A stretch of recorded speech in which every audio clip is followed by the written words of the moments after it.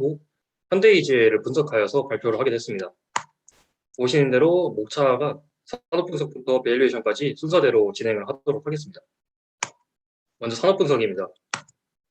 제가 MZ세대라고 하여 많은 매체에서 많이 들으셔서 아시겠지만 1980년대에서부터 2000년대생까지 를 아우르는 말이며 이색적인 경험을 추구하거나 개인의 행복을 우상하는 사람들을 뜻합니다. 이들의 등장으로 인해서 기업 문화 또한 변화가 생기고 있는데 서울시에서 조사한 것을 기준으로 보면 이들 MZ세대들은 이직에 대해서 긍정적이며 수입을 위해 일하기보다 여가 시간을 중요하게 생각한다는 것으로 판단할 수 있습니다. 그러나 이런 사람들이 많이 등장을 하게 된다면 노사 간의 갈등이 생기게 되는데, 하나 기존 복지 제도로는 MZ세대 요구를 많이 수용할 수 없기 때문에 선택적 복리후생 제도라는 것이 중요해지고 있습니다. 기존 제도와 차이점을 비교해 보자면, 먼저 선택적 복리후생 제도는 집단보다 개인을 우선시하며 노사 간의 협상이 아닌 노동자들의 수요를 조사를 해서 그것을 바탕으로 복지를 설정하게 됩니다. 또한 과거에는 경영진들이 설정해주는 것을 노동자들은 받아야만 했지만, 이제는 앞서 수요 조사를 바탕으로 하여 제한되어 있긴 하지만 노동자들의 선택지가 넓어졌습니다. 이를 통해서 선택적 복리후생 제도는 개별성과 참여성, 유연성, 효과성 모두 과거 기존 복지 제도보다 뛰어난 제도라고 판단을 하실 수 있습니다.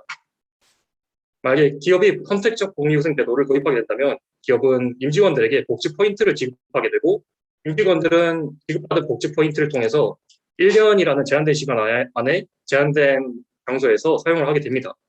근데 이러한 구조가 굉장히 불편하게 느껴지실 수 있습니다. 왜냐하면 바로 현금을 지급하게 되면 그만인데 왜 복지 포인트를 지급하냐고 이제 반문을 하실 수 있기 때문입니다. 그 기업의 입장에서 비용적 측면이 있기 때문인데 복지 포인트는 통상임금으로 포함되지 않습니다. 따라서 기업의 입장에서는 세금을 절약할 수 있는 비용 효율적인 방식이며, 노동자의 입장에서는 기업이 자신들의 복지를 책임져 줄 리가 없는데 이를 바탕으로 복지에 관심을 가지고 챙겨줄 수 있게 됩니다. 즉, 두 노사 간의 갈등을 최소화할 수 있는 방안이기 때문에 선택적 복리후생 제도가 가장 뛰어나다고 볼 수 있는 것입니다. 선택적 복지 시장의 예상 규모 추이를 보시게 되면 꾸준히 상승 중이며 최근에는 더 가파르게 상승하고 있는 것을 확인하실 수 있습니다. 오른쪽에 복지 포인트의 도입률을 보시게 되면 공공기관은 100%로 거의 완전히 도입이 된 상태고, 일반 기업의 경우 200인 이상을 기준으로 봤을 때, 다시 말하겠습니다. 일반 기업의 경우 200인 이상을 기준으로 봤을 때 도입률이 30%이기 때문에 여전히 성장 여력이 많이 남아 있습니다. 게다가 도입률이 100%가 된다 할지라도 복지 포인트도 임금과 마찬가지로 한 번 늘리면 다시 줄일 수 없는 성격이 있습니다. 즉, 도입률이 100%가 된다 하더라도 시장은 전반적으로 계속 상승할 수 있는 것입니다. 저는 다음으로는 기업 분석에 대해서 말해보도록 하겠습니다. 저는 선택적 복지 시장에서 현대이실이라는 기업을 분석을 했으며, 특이사항으로는 이번 연도 1월 달에 현대그린푸드, 즉 현대백화점의 계열사로 포함이 되면서 경영진이 교체가 됐습니다. 먼저 동사의 사업 구조입니다. 동사는 기업 복지 플랫폼 사업을 영위하는 업체로서 고객사의 운영과 관리를 맡아 복지 포인트를 관리하고 있습니다. 고객사가 만약 임직원들에게 복지 포인트를 지급하게 된다면 임직원들은 복지 포인트를 현대이젤과 같은 플랫폼 업체에서 사용을 하게 됩니다. 이때 제공되는 상품과 서비스는 현대이젤과 제휴를 맺은 제휴사들이 제공하는 상품과 서비스가 되겠습니다. 공사의 취급 복지 예산 및 점유율 추이를 보시게 되면 꾸준히 증가 중이며 점유율은 50%로 계속해서 고정적으로 유지를 하고 있는 것을 확인하실 수 있습니다. 2위 업체로는 SK 베네피아가 있고 3위 업체로는 이제노드가 있습니다. 공사에 따르면 복지 플랫폼 자체가 각 기업별로 커스터마이징으로 제작이 되기 때문에 기존 고객사들이 다른 업체로 따로 계약을 하지 않는다고 합니다. 즉, 재계약률이 99% 정도로 굉장히 높은 시장이기 때문에 현대의 점유율은 앞으로도 계속 유지가 될 가능성이 높습니다. 또한 2위 업체인 SK 베네피아의 경우 SK 그룹사를 주로 담당하고 있기 때문에 2위 업체가 따라올 걱정도 별로 없습니다. 다음으로는 동사의 고객사 수 및 고객사 임직원 수 추이입니다. 꾸준히 증가하고 있으며 오른쪽에 보시다시피 유명한 공공기관과 일반 기업들이 고객사로 포진이 되어 있습니다. 또한 특별하게 주목하셔야 될 점은 일반 기업이 과거보다 크게 늘어나고 있다는 점입니다. 꼭 탄탄한 고객사 수를 보유한 동사는 제공되는 콘텐츠 또한 다양하며 제휴업 횟수가 5천 개사, 복지 콘텐츠가 220여 개나 복지 콘텐츠가 220여 개로 굉장히 다양합니다. 각 매출처별 수수료를 보시게 된다면 오프라인에서 결제가 되는 카드와 어플이 각각 0.2%, 3%로 낮은 편이며 온라인 복지몰의 경우 수수료율이 약 5%에서 20%로 굉장히 수익성이 좋은 것을 확인하실 수 있습니다.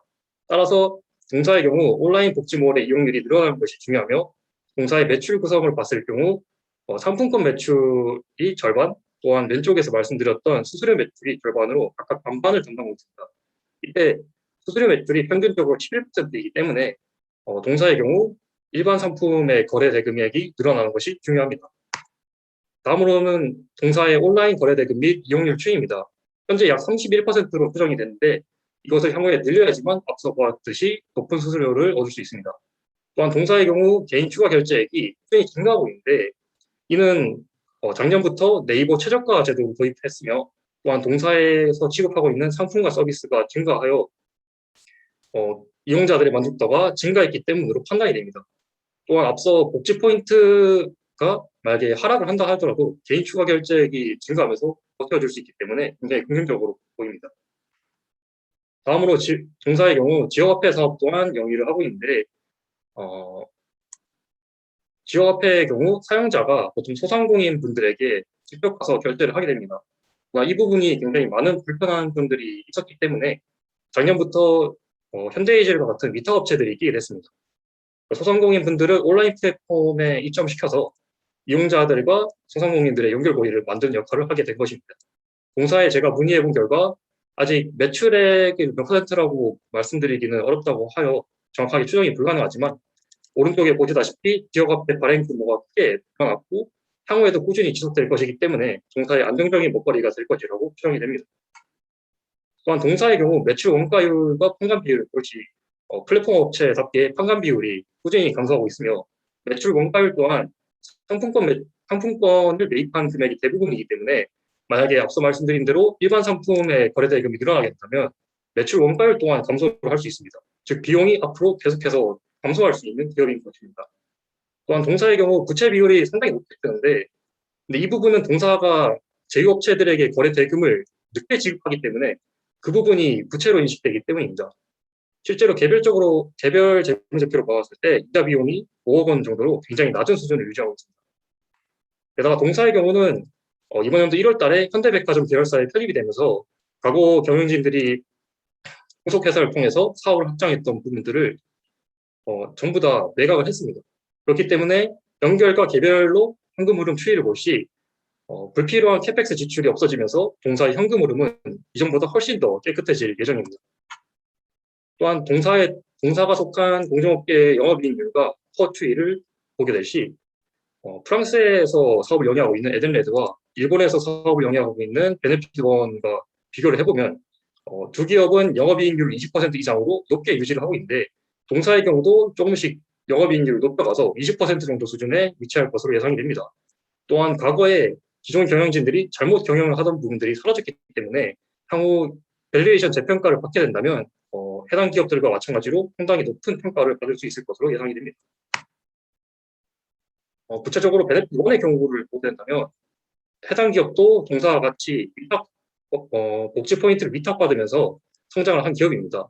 해당 기업의 경우 여행 중개 정도에 그쳤지만 공사의 경우 우도의 테마파크를 건설한다는 등의 잘못된 전략을 구사했고 또한 베네핏 1의 경우는 코스트코처럼 연회비를 받아서 이제 상품이나 서비스들을 기존들이 훨씬 싸게 판매 가능한 패키지 상품들을 개발했습니다. 이제 동사의 경우는 이제 저런 잘못된 전략들을 구사하면서 베네핏 1처럼 사업을 구체적으로 확장해 나가지 못했고 보다시피 베네핏 1은 수수료율이 약 24% 정도, 수수료 매출이 약 24% 정도, 패키지가 55% 정도, 나머지 부분들이 또 다양하게 포진을 하면서 안정적으로 성장을 하고 있지만 공사의 경우는 수수료 매출과 상품 매출로 굉장히 단순화된 형태입니다.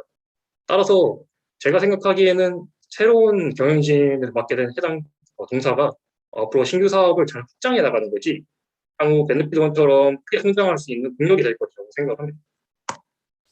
다음으로는 투자 포인트입니다.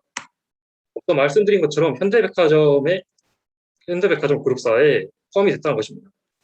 현대그린푸드가 28% 정도의 지분을 취득하여 동사는 현대백화점 계열사 모두를 고객사로 입점시킬 수 있게 됐습니다. 또한 현대백화점 그룹사 말고도 현대자동차, 현대중공업, KCC 등 동현대가의 수주를 받을 수도 있을 것으로 추정이 됩니다. 또한 고객사로서만이 아닌 현대백화점 계열사들은 제휴업체로도 공사와 거래가 가능한데 패션이나 신선식품, 명품 등과 같은 다양한 품목들을 동사는 아무런 노력도 기울이지 않고 계열사에 포함이 되면서 동사의 복지몰에 입점시킬 수 있게 됐습니다. 동사에 따르면 매월 5만 원에서 30만 원 정도의 서비스 이용료만 낸다면 동일한 복지 서비스가 이용이 가능한데 이는 굉장히 매력적인 복지 서비스라고 다른 기업들이 느낄 만합니다. 실제로도 이번 연도 전반기에 배달의 민족을 운영하고 있는 우한 형제들이나 하나 등에서 하나를 포함한 80여 곳이 신규 고객사로 추가가 됐으며 이는 기존 고객사 수 대비 4%에 이릅니다. 물론 많은 수는 아니지만 중요한 점은 우한 형제들과 하나 같은 그룹은 이전에는 현대이젤과 거래를 하지 않았다는 것입니다. 그렇지만 이들이 들어왔다는 것은 현대백화점 계열사를 통해서 얻게 될 이점이 굉장히 많다고 판단했기 때문에 판단되며 향후에도 계속해서 늘어날 수 있을 것으로 보입니다. 다음으로는 숨어있던 여행 관련주라는 것입니다. 현재 현대이젤의 대표를 맡게 된 현대드림투어의 대표이사 정현순 씨는 오른쪽에 보시다시피 현대드림투어를 경영하고 있으며 코로나로 인해서 실적이 크게 악화된 부분입니다. 하지만 이분이 현대이젤의 경영진을 맡게 된 것은 아무래도 코로나19 이후에 여행을 많이 하게 될 것이며 여행 관련 상품을 통해서 현대이젤과 같이 접목을 시킨다면 굉장히 많은 이득을 얻을 수 있을 것이라고 현대백화점 그룹은 판단을 한 것 같습니다. 실제로 동사의 경우는 2015년도에 여행 콘텐츠를 추가했었는데 이 이후에 중국 역직구 사업을 시작하면서 크게 손해를 보면서 주가가 하락했지만 이때 당시와 비슷한 기대치가 형성될 수 있을 것으로 추정이 됩니다. 2019년도 기준으로 여행 관련 매출이 동사에 따르면 약 20%라고 하는데 이는 약 150억 원에 이릅니다. 물론 현대이젤 같은 경우는 현금으로 결제하는 형태가 아닌 복지 포인트를 기준으로 결제를 하기 때문에 이 부분이 바로 150억 원이 추가적으로 추가되지 않겠지만 수수료율이 상품권 등과 비교해서 훨씬 더 높을 것이라고 추정이 되기 때문에 동사의 실적이 향후 크게 증가하지 않을까라고 개인적으로 생각을 합니다. 다음으로 리스크입니다. 앞서 말씀드린 복지 포인트는 통상임금에 포함되지 않는다고 법적으로 판결이 나 있습니다. 그러나 이 부분은 정치적인 부분을 넘어간다면 기업들이 조세를 획기로 한다고 지적을 할 수 있는 부분입니다. 그렇지만 여기에 대해서 제가 반박을 해보자면 원래 통상적으로 복지에 관심을 갖지 않는 기업들이 자체적으로 복지에 대해서 서비스를 갈고 닦을 수 있다는 점에서 저는 해당 법이 바뀌어서 안 된다고 생각합니다. 그렇기 때문에 이 부분에 대해서 가히 문제를 제기할 수 있는 정치인이 없을 것이라고 생각을 합니다. 또한 최근에 이런 문제가 대두되고 있는 것은 그만큼이나 일반 기업들의 복지 포인트 도입률이 높아지고 있기 때문이죠. 그것은 오히려 저는 좋은 징조라고 봅니다. 다음은 밸류에이션입니다. 저는 일단 해당 기업이 경영진이 바뀌었다는 측면과 비즈니스 모델상에서 변동성이 그렇게 없다는 점을 감안해서 긍정적인 시나리오와 부정적인 시나리오를 나눠서 평균을 내는 식으로 밸류에이션을 했습니다. 하는 방식은 복지 예산에서 해당 동사의 점유율을 향하여 이주의 수주액을 얼마일지 제가 기록해 놓은 것이며 시나리오에 따라서 각각 퍼센트를 다르게 두었습니다. 이때 점유율 증가에 대한 폭이 큰 차이가 나지 않는 것은 앞서 말씀드린 것처럼 동사가 속한 업종 특성상 점유율이 쉽게 뺏고 뺏기지 않기 때문에 그렇기 때문에 이렇게 설정을 했습니다. 또한 동사의 경우 오프라인의 매출이 굉장히 적기 때문에 온라인 거래 대금만을 이용하여서 매출액을 계산해 봤습니다. 동사의 이용률은 꾸준히 증가할 것이라고 예측이 되기 때문에 긍정적인 시나리오, 부정적인 시나리오 모두 다 증가한다고 적어놨고 또한 일반 상품이 이 기존보다 더 많이 추가가 되면서 수수료율도 더 높게 받을 수 있을 것이라고 추정을 했습니다. 물론 이 또한 긍정적인 시나리오와 부정적인 시나리오에 맞게끔 설정을 했습니다. 다음으로는 이제 원가율과 판관 비율에 대한 부분인데 이 부분 또한 긍정적인 시나리오와 부정적인 시나리오에 따라서 전체적으로 감소를 한다고 설정해서 기입을 했습니다. 다음으로는 영업외 손익입니다. 최근 동사는 자회사를 매각함으로써 이번 연도 1분기에 49억 정도를 인식을 했는데 저는 이 부분을 제거해서 보기로 했고 또한 2018년도, 2019년도에 투자 부분에 대한 손실과 같은 일시적인 부분들을 제거를 했습니다. 그래서 해당 부분들을 모두 제거한 것을 평균하여 6억 원 정도를 영업외 손익으로 기입을 했고 또 긍정과 부정적인 시나리오에 맞게끔 법인세율을 따로 적용했습니다.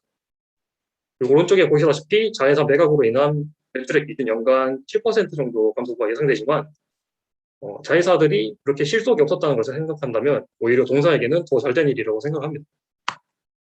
그래서 최종적으로 저는 2021년도와 2022년도에 EPS를 561원과 679원으로 설정을 했고 타겟폰은 25배로 잡았습니다. 그 이유는 사람인 HR의 경우 구인구직을 알선하는 플랫폼 업체인데 이제 해당 기업보다는 동사가 좀 더 성장 여력이 더 높다고 판단했습니다.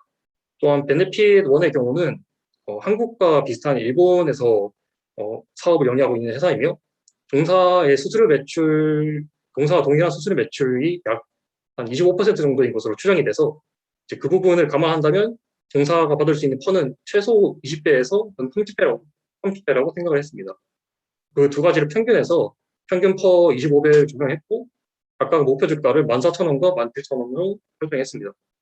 아직 새로운 경영진들이 보여준 것이 없어서 더 비교할 수도 있는 기업이지만 향후 성장성을 생각한다면 저는 매우 좋다고 생각합니다. 따라서 저는 투자 의견을 매수로 잡았습니다.